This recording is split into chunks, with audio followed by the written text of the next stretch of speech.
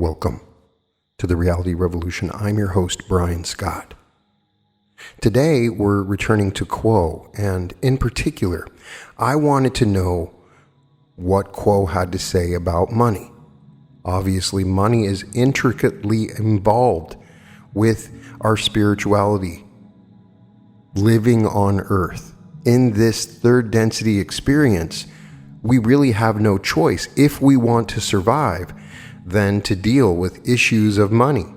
This can invade our own spirituality and affect our own spiritual decisions in the ways that we attempt to be of service and learn more about ourselves. So I wanted to know what Quo had to say about this struggle that we have with money. And there was some amazing answers in this process. If you are for the first time hearing about Quo, check out my previous episodes. Quo is a channeled social memory complex, which is a compilation of different entities that share teachings from the Confederation of Planets. The emphasis of these teachings is primarily on love and spirituality, and a lot of times it's very deep and powerful. We begin with a channeling on January 7th of 2017, when the question is asked, today we'd like to speak about finding right livelihood in this time of spiritual transition. Can you please speak about how we can change our attitudes around making money and how we can integrate our need to make money with our spiritual path? Jim channeling says, I am Quo, and I greet you in love and light. My friends, this afternoon, it is with the greatest pleasure that we offer ourselves in the attempt to speak to your query today. First, as always, we must ask a favor. That is that you will take that which has value to you from what we say, leaving all behind that has no value. For we wish to serve you as best we can. We are not considered authority, shall we say. We are your brothers and sisters and have moved somewhat further down the road that you now travel as well. You ask this day, what is the proper attitude to take in discovering your right livelihood, as you call it? The means by which you offer your services to others in the manner in which you receive recompense for such. This is a question which is well worth consideration, especially in the times in which you now exist, for they are gradually at the moment changing into that which is of a more harmonious nature from that which has been based upon the exchange of monetary emolument, realizing no innate justifiable purpose for codifying and mystifying the nature of value. For those who would seek their own ends in a selfish manner have made that which you call your monetary system the method of manipulation. This is, shall we say, the old way, which has long existed upon your planet, and in which all entities, both those positively oriented and those negatively oriented, have found themselves dealing with for the length of their incarnations. It is a kind of attitude which sees people as commodities and things to be used to be valued in the using, without concern of the heart of being that beats within each and has the potential of realizing so very much more in the simple accomplishment of a task and reward as if it were a carrot and a stick. You seek this day and all days from now on, and have for some time the means by which you may realize a more harmonious manner of choosing how you shall expend your energies, and for what reason you shall act in that manner. For you are all conscious seekers of truth. You are all those who have become aware that the universe in which you live is not made up of separation and individuals that have no relationship to each other than the monetary exchange between them. You realize that the one creator exists in all entities and all things, and you wish to honor and glorify that one creator in every instance in which you partake.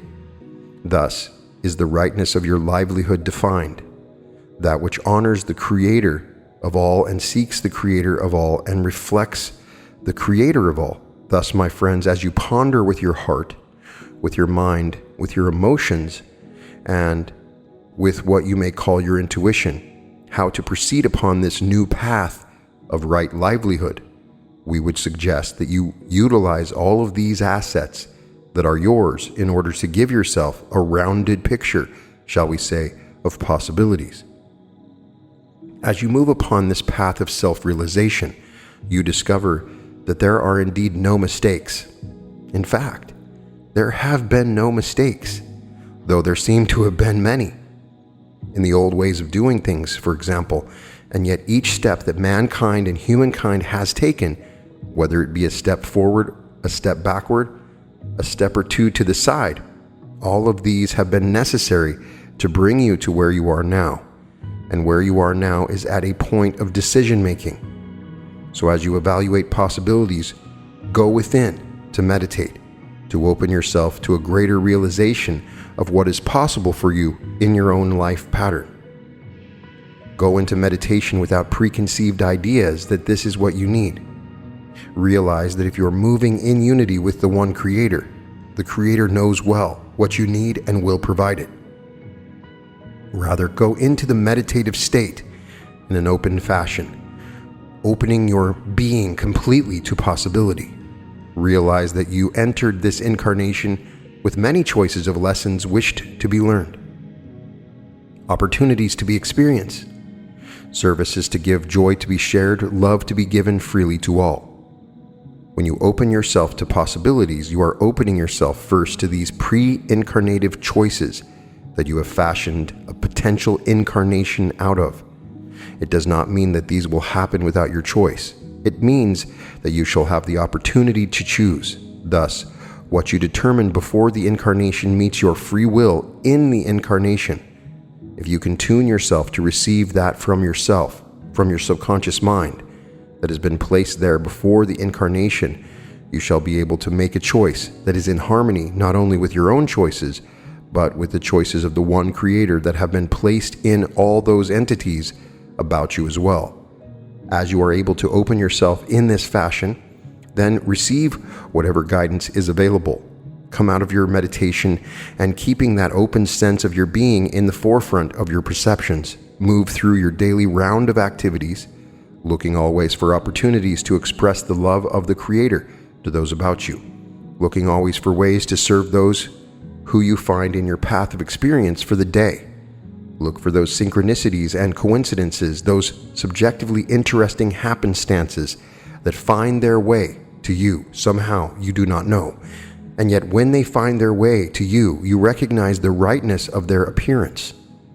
You recognize that it is a portion of your own creation that has moved to you through your own free will. Look at this gift as that is what it is. A gift from your greater self to you within the incarnation. Open it, examine it, feel it, perceive its heart, shall we say. See if there is a way by which you might utilize it as an enhancement of your own deepest nature, of one who seeks to know the Creator. And we say firmly rooted or strongly structured in the foundation of your being that you have reached through meditation. And then in the experience of the day, this becomes a tool. This becomes a manner in which you approach your life, your patterns of experience, your processing of catalyst. By taking time each day, perhaps at the beginning of your day, would be most efficacious to meditate upon the deepest desires of your heart, the opening of your being as it exists in its ideal state, and then coming from the meditation into your daily round of activities with that sense of purpose as a lens through which you see that which comes before your notice. Realize that you do not operate within a vacuum. You are not alone on this path. Far from it, my friends. You do have your friends that are both seen and unseen. You have many that cheer you along the way from the realms of light each day, that you move in this harmonious fashion. You have those physical friends in the illusion about you that also may resonate to that which you are seeking to accomplish in finding a path of right livelihood.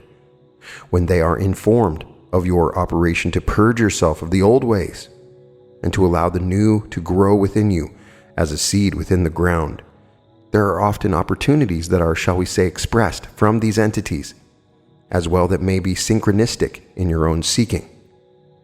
Share that which is in you with all those who you feel may be able to appreciate your desire and your new vision for the future of all. Continue to do this with every opportunity so that you begin to create a community of souls, a community of like-minded and like-opened heart seekers of truth that may assist you and you assist them, and each assist each other in this grand quest for a new way of being, a new way of seeing, a new way of serving. For it is that time now, within your third density experience, that the harvest comes nigh. It is the time that many feel is a darkened time, a confused time, a perilous time, a dangerous time, and yet, my friends, we tell you, it is said truly that it is darkest before the dawn. And my friends, the dawn does come. It is slowly appearing now within the hearts of those such as yourselves that speak of these things, that seek these things, for it is that which is meant to be. All cycles end and new cycles begin, and thus you are upon this planet at this time, ending the third density experience that has been for the purpose of providing each a choice of how to seek the Creator beyond this third density. You have weathered the difficulties of existing on the other side of the veil, forgetting, not being able to see with clarity the unity of all creation, the power of love that has formed it, the light out of which it has made it. And yet you have prevailed, because with this veil of forgetting, you are required to make an effort to seek that which it hides. And you have made that effort, and that effort you must see as growth of a spiritual sense, a polarization in your consciousness that would not have been possible to make as effectively without that veil. Though it may seem to stand between you and that which is most beloved, it is that which gives you the opportunity to realize the beloved in your own life and in the lives of those about you. There are truly no mistakes, my friends. The path you travel now is the path that will take you to this new vision of the future of your peoples that will pass through the third density illusion and lead you into the fourth density of love and understanding. It is a path that has been a long journey for each soul upon it. There has been much seeming trauma, difficulty, disharmony, confusion, doubt, obstruction, blockage, and yet we tell you that all these seeming negative aspects are opportunities for you to learn, to move beyond them, to deal with each other in the most efficient manner possible. You have been given blessing upon blessing. Many have gone unrecognized. That is fine, my friends, for they have had their effect upon you. Sometimes you have learned in spite of yourself. Sometimes you have learned not knowing that you have learned, and yet you have learned. You have gone forward. You have moved with that goodly company of souls who are of like mind with you, and now you are on the edge of a new experience. Together shall you go there. Together shall you rejoice in the love and the light of the one infinite Creator. In a session in 1993, they asked, the question this afternoon has to do with the effect of our constant pursuit of having enough money to survive and pay our bills causes in our spiritual seeking. We were wondering if that basic attitude of our working from 9 to 5 for most of the days of the week has an effect on our spiritual seeking. And we were wondering if there was another attitude that would have a more beneficial effect, keeping in mind that, well, I'll suggest that the Egyptians began with some of their difficulties with disease and famine when they changed from the barter system and the common ownership of all things to private property and the institution of a monetary system. So we would like to know what the effect of our monetary pursuits have on our spiritual seeking, and if there is an alternative attitude that may be more beneficial. Carla Channeling says, I am Quo. Greetings in the love and the light of the one infinite Creator. We are blessed to be called to your group this day. The sun streams into the domicile in which you sit, touching this channel's body with warmth, and we feel the metaphysical warmth of your welcoming us. Thank you for this privilege. You ask if your monetary system has an effect on the life of the spirit. We may start by saying that it is clear that your sphere has great feelings concerning this system, whereby a symbol of wealth is used in order to purchase goods or services. The globe upon which you dwell has in some form a monetary system, regardless of where, in which culture, or at what level you may look. Earlier, the one known as R was wondering if the brain was capable of giving good information, considering that its makeup is a portion of the delusion. The brain is quite effective at dealing with problems within the illusions. One of the problems it perceives is the need for a supply of your money, which not only shall cover the daily needs, but shall also extend beyond that need to some possible future need for which there must be a supply which is more than enough for today. As your peoples and cultures become more sophisticated, the perception of your biocomputer brain grows continually, so that in the technically sophisticated culture which you now experience, there is the universal perception that whatever is being received is probably not enough, for there is not enough extra. We could encourage each to take the mind and lead it into a more wise configuration. However, the spiritual uses, we correct this instrument. The spiritual nature is not greatly linked with the biocomputer brain. The key then to a more elevated view of the relationship of money to the self is gained through the use of consciousness rather than the brain. To better gain access to a right relationship with money, it is well to place concerns about finances within that holy of holies which lies within your deep mind. The consciousness of one is a consciousness of infinite plenty. The creation is full of all that there is. Every need has that which can meet the need. This consciousness of infinite supply sheds a welcome light upon the soul besieged by financial worries. To backtrack, please move in mind to that prayer which began the session. You asked for daily bread. The teacher known as Jesus recommended that prayer, including the concern over money. That is, that there be enough for today. If entities worried only when there was not enough for this day, a great deal of worry would cease, and hearts would calm and feel soothed. However, though this is true, it is not definitively helpful, because there is so much of world opinion which screams that enough for today is not at all a satisfactory end to concern. But what if you were to alter the term money and subsume it in the term energy? When the term energy is used, this may aid somewhat, for that which is energy does not need to be hoarded, but rather expresses its nature in its potentiation. Thusly, the general rule of thumb is that entities may do that which they must to gain enough energy to survive and be comfortable. This energy may be transmuted by those who see the spectrum of energies, so that many things become money, and we feel sure that each can think of many instances where seemingly impossible things have occurred because of the trading of goods and services rather than the insistence upon some single form of energy. Why then do entities feel they must be concerned beyond today with money? For this is the place where concern over money does have a deep metaphysical result. That is, thinking and worrying about the future. Each is familiar with this habit of thinking. Is there enough to pay this and that and this? As each touches into this feeling, we suggest that each is gazing at a temporal being in fear, that it may cease to exist, or that it may exist less comfortably. Even with those who amass great quantities of money, the motivation continues to be at heart based upon fear. Indeed, money is but one example of the way persons within your culture perceive energy. We said earlier that the word energy would help those who hoard money, for they see that the use of energy is in being used, consumed, or spent. But upon another level, those who have ambitions to gain power for whatever reason will amass as much extra power or energy as they can, there being no ceiling on the need for more. In your culture, there has been more and more an unspoken assumption that there can never be too much energy, money, power, call it what you will.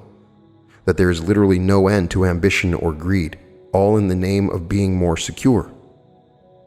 Yet where is your security? In the bank, which may fail, in the job, which may cease, in the legal agreements, which may be broken. Seek for that security, seek to amass energy saved against possible need, and feel the footsteps wander off the path. The solution each day is to reorient the way of perceiving on a conscious level when you see yourself turning to that grasping concern for more than enough. Say to the self, let go of fear. We realize we speak to those who must work long hours in order to pay for food and lodging and all necessities and desired objects. Yet we suggest that those who do not need to spend long hours working are still just as capable of losing sight completely of their true nature and of their true orientation with regard to plenty. If you must go to the place you would not wish to do a job you would not choose, yet still, those who have no need but to please themselves spend at least as much of their time in fear. The question of supply is perhaps the deepest chasm of irrational concern which seduces your peoples. In the face of this, we simply suggest that as the healthy regard for money is in being sure of the daily bread, and then allowing concerns to fall away as appropriate, each simply move each day or each time he feels this concern into a conscious reorientation. Step back, now, and gaze at the illusion. Money is a perfect symbol for this entire illusion. It is a polarized concept. Not only is it more and less, but all and nothing. To the prudent, there is more money and less money. To the large majority, there is the state called I have money, and the state called I don't have enough. It is all or nothing. Such is the radicalizing effect of fear. Your situation surrounds you and seemingly would be obvious to you, yet it is carefully structured. That is, the illusion is carefully structured so that you do not catch on to the depth of illusion. We praise this illusion in which you struggle, even though the struggle is not necessary in terms of sheer metaphysics. Within third density, each of you came to struggle, came to be confused and befuddled, came to develop fears, to do all the wrong things, to clutch and grasp at everything from money to ideas, feeling needy. And why? Because it is in working with these honest feelings that the entity within you, the spirit, the consciousness, may float about the being with all these concerns and may interact with it in such a way that consciousness is transferred into the working brain, the working mind. Basically, your job here is to, within incarnation, begin to allow the programming of consciousness to replace the programming of your mind, which deals with the illusion in a polarized manner. See the concern for money as the challenge it is. What consciousness does to this concern is to lend it the awareness that there is enough, for consciousness is infinite. Celebrate your problems. They bring you to the point of desiring and seeking a higher truth. We encourage every discomfort of mind that leads you to seek and seek and seek again. This entity just thought to itself that it tends to seek and seek and seek again to have enough money to spend. Very well, that seeking too may provide material for an entire lifetime. However, there is an alternative to seeking within the illusion that is simply seeking the consciousness and its infinite plenteousness. Carla then asks, I guess the only thing that I would say, it's not a question, is that in my mind anyway, the situation where you got somebody who is spending most of his day at work and he gets really tired and he says, well, how can I have time to seek spiritually when I am just wearing myself at work? I just don't feel that that's been addressed entirely. And I was wondering if you could go into that, because I see where it's consciousness. If we had consciousness of plenty, we'd be a lot better off. And still, how do you find the time? I'm Quo, and I'm aware of your query, my sister. The time as you experience it within your illusion is oftentimes lacking for the pursuit of the metaphysical foundation for that which occurs in your physical illusion. And too often for those who labor from sunrise to sunset, there is no time to consider the meaning of the life that seems so hard and unyielding. It is for these entities there's a primary purpose for the life that includes nothing other than dedication to a goal and honing the desire to survive. Not so much because this is of importance, but because the entity needs to focus its spiritual awareness upon a single concept. And perhaps at some point in this persistent practice, it will feel the need to move its awareness to a higher goal. But for those who have the ability to survive without expending all of one's energies to do so, there is the luxury, shall we say, of being able to pursue the finer ramifications of the focus of spiritual awareness upon goals that are more intricately delineated. Each entity has this life agenda that provides for it the opportunity of that which is most important in its overall soul pattern. Thus, for those who are able to find their purpose within the illusion of supply and survival, there is the constant repetition of this opportunity. In a session in 1987, Quo also addressed money and spirituality, saying, "I greet you again in the love and light of the one infinite creator that moves within each heart and within each creation. We thank you for the gift of your calling to us. You ask about the companionship of money and spirituality. It is written in one of your holy works that the love of money is the root of all evil.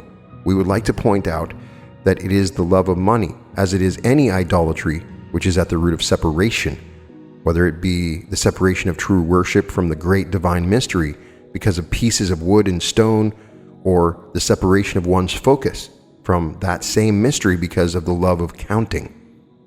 It is not the money itself which is contrary to a life led with a spiritual center, but the idolatrous love of that which is built by man in imitation of the Creator's abundance.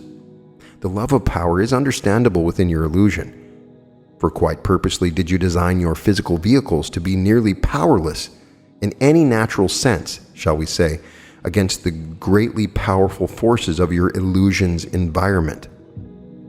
Indeed, you were given both the instinct for survival and the challenge of survival as the foundation for your learning in third density.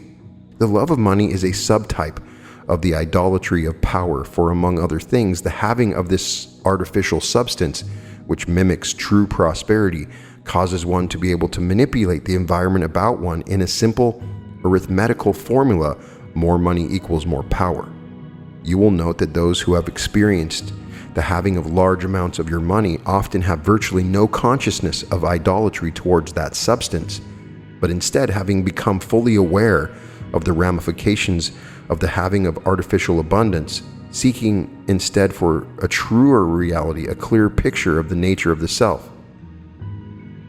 It is not that the fear of the loss of power is not there in potential for all alike, but that through sheer habit, even artificial abundance can create a consciousness of prosperity, which automatically generates abundance.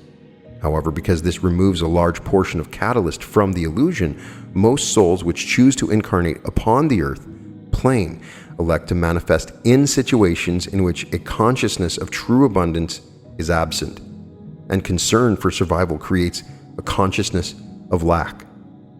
How easy, how understandable, how logical to love money when the lack of it has caused numberless discomforts in one's personal and vivid experience. Thus we say to you that you must not waste time being concerned that so many have the love of money, fighting with the realization that true prosperity does not equal the idol called money. Perhaps the most helpful thing we can suggest is that through meditation, the consciousness of abundance may be encouraged, and as truth always drives out falsity, as love always drives out fear, so true abundance drives out the false idol. The consciousness of abundance does not mean that all that one wishes will come immediately, or at all within any particular length of time or any incarnation. It means rather that there is an awareness that that which is to be shall come to one through natural plentifulness. Observe those who have found abundance. Some may be wealthy and some quite poor, but what they have is an awareness of the excellence not only of life, but of the very life which is being lived by them. This is most often earned rather than given to them, especially among your people who perturbate with great earnestness. Consciousness of lack. There are those whose happiness lies in children, those whose peace lies in love, others who find satisfaction in learning, still others, those who have the gift of being who they are. It takes a certain level of comfort to achieve the consciousness of abundance for most. It is difficult while starving to death to rejoice in the plenty all about one. Yet there be spirits who have done so and gone to their graves singing in praise and thanksgiving for all the blessings which abounded in the creation of the Father. Perhaps the second thing that we can offer to those who wish to be free of idolatry is a consciousness of others' needs. For if stewardship of any gift and talent is expressed, then the gates of abundance open and one is flooded with plenty. We do not ask that you see money as a means to an end.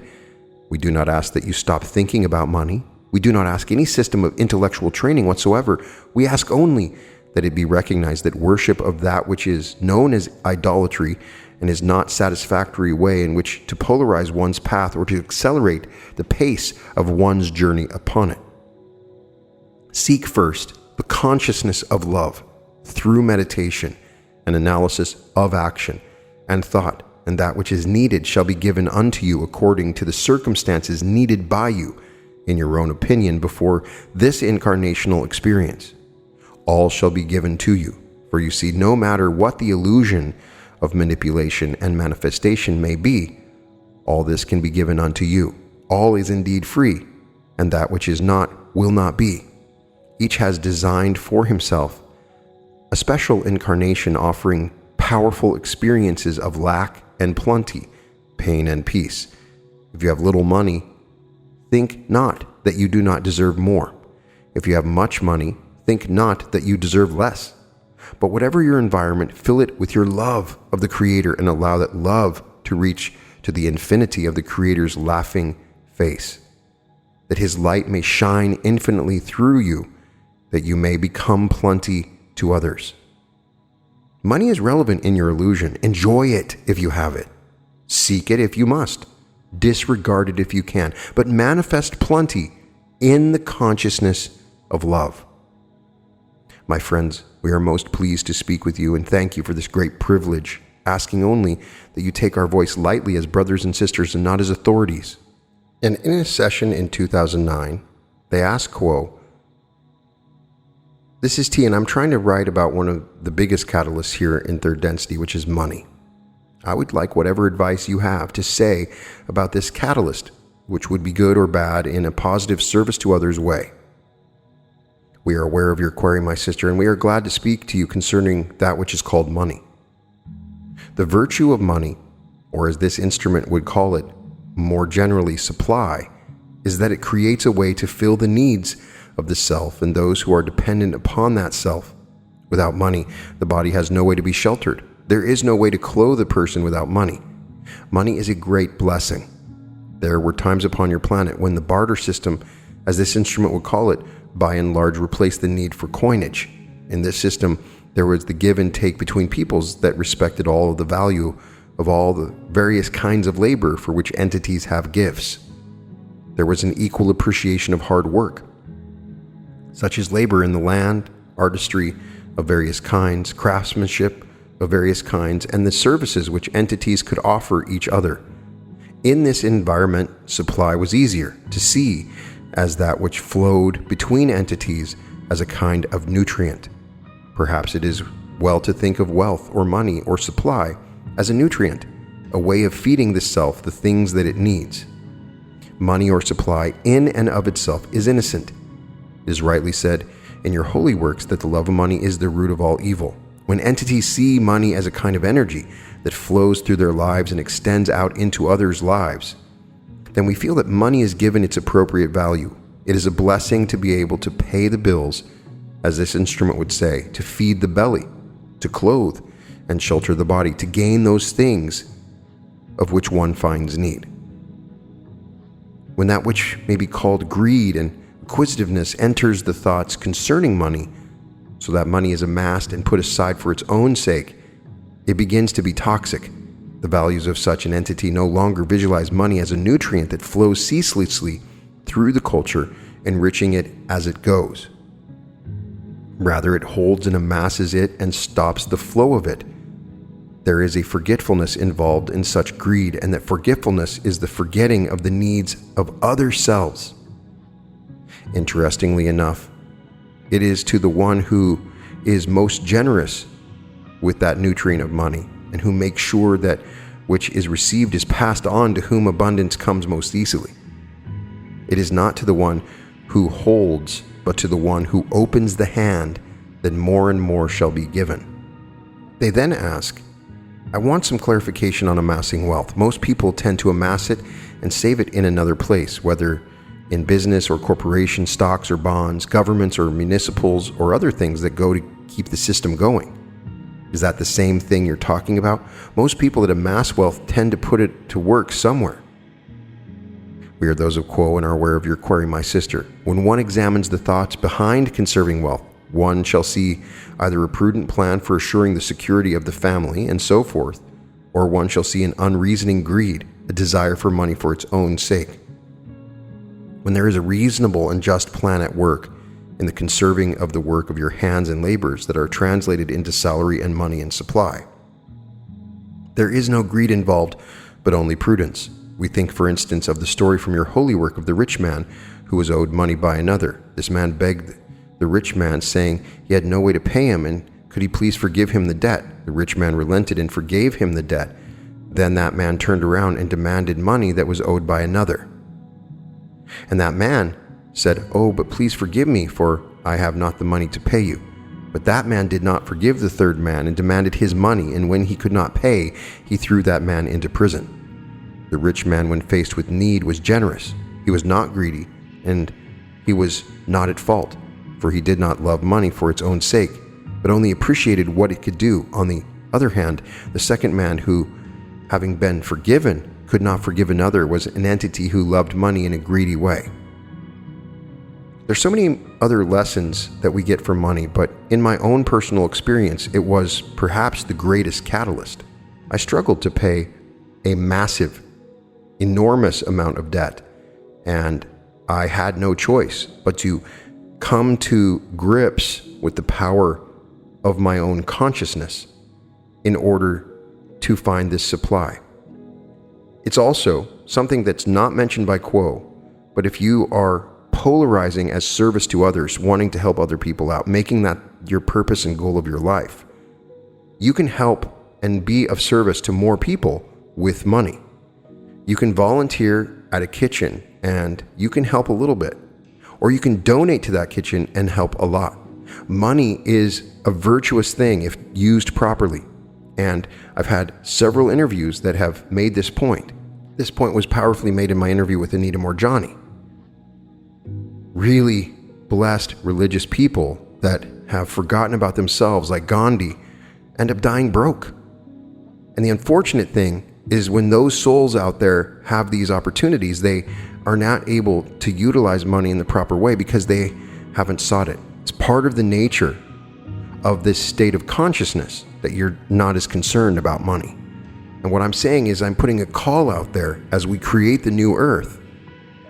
It may be difficult for you if you're not interested in focusing on money, but you still need to have some money. And if we have resources, we can change laws. We can open up new stores, create new products, and help people out that truly need it. And we can be of service in a greater way with the accumulation of money. It's all about how we mentally deal with the money. We're not worshiping money. Money is just energy, and perhaps that's the most important thing to understand. If you're not getting enough money in your life, look at it energetically. You're not acquiring the energy that you need to function properly, and look at the energetics of the money that you're receiving. And so if you understand it on an energetic level, if you have a bunch of energy and you're not using it, it can cause problems. So it's also how you use the money. If you are just locking it all up, money that you can spend and utilize, but you're not utilizing it, then you're bottling up that energy. Energy is there to be used. There is no need for you to accumulate. There's only a certain amount of energy that you can ultimately use for yourself, and you can use that energy in service of others. But money in general is going to be a catalyst for certain spiritual lessons. And the first one is, hey, obviously the way I'm thinking is creating an environment around me which causes poverty, and I need to change my thinking. And in this process where we learn to change our thinking, we go beyond just that idea of money. And then we start to really explore the idea of consciousness, and then the idea of a higher power. And then we start to see this higher power in action, in particular in the way that money is received and utilized. And it can be a pivot point for you to acquire a relationship and understanding with the one infinite creator. It is an amazing thing in that regard. I would love to get your stories. Please share your perspectives.